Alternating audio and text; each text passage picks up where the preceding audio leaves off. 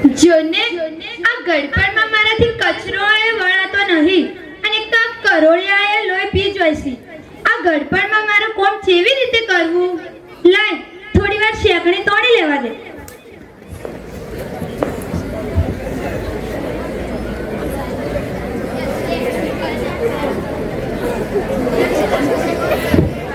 લાય થોડી વાર ભગવાનનું નામે લઈ લઉં. રામ રામ રામ રામ. અરે જમનામાં આ શું કરો છો? આલી દેખાતું નહીં ભગવાનનું નામ લઉં છું, પણ તારે છો આ બધી પંચાયત કરવાની આવે છે? તું તો આખો દાડો ગામમાં નવરી ફરી રખડ્યા કરે છે અને આખા ગામની પંચાયત કરતી હોય છે.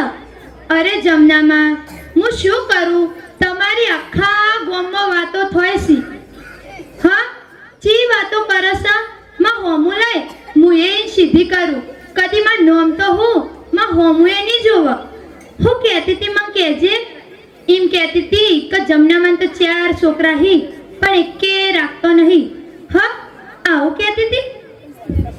અલ્યા તમને બધાને ખબર હા કે માર 4 છોકરા હી. 4 છોકરા ભગવાનનું માણસ હી. એ તો મને શહેરમાં લઈ જોઈશી, પણ પેલી જુદા જુદા ઘરની વહુઓ આવી છે ને તે આવી તારના બા આપડા બકરી જેવા થઈ જશે. એ તો મને શહેરમાં લઈ જોઈ, પણ આપડા તો કેવું, હું તો ગામમાં રહેલી એટલે માર તો બાજરીના રોટલા અને કારેલાનું શાક જોવા. અને ત્યાં તો પેલું હું ખાય, પેલું ડાઢું ડાઢું આવે, પેલું દૂધ જેવું હોય, હું કહેવાય બધું મને તો નોમે આવડતું નહીં. પેલી આઈસ્ક્રીમ આવું ખાય અને પેલું બીજું કોક આવતું નહીં, પેલું કોક પીવાનું આવે, પેલું સમસમ એસપી આવું બધું પીવી.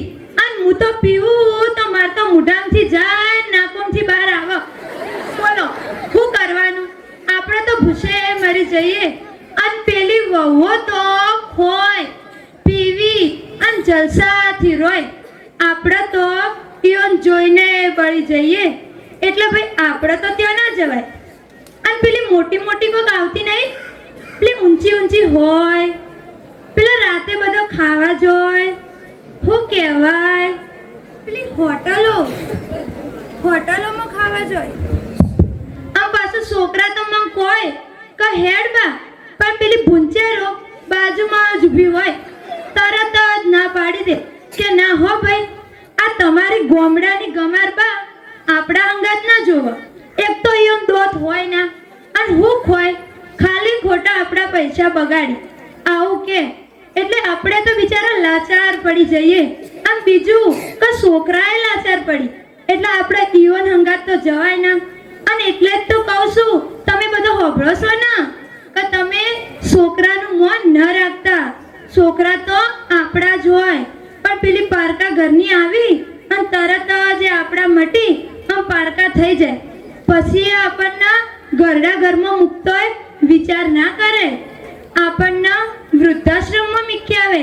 અને એટલે જ તો કહું છું કે જો તમારા દીકરી હોય ને તો એને એવી શિખામણ આપજો કે એ પોતાના પતિને તેના હાહુ હારા પરે ભમરાવે નહીં.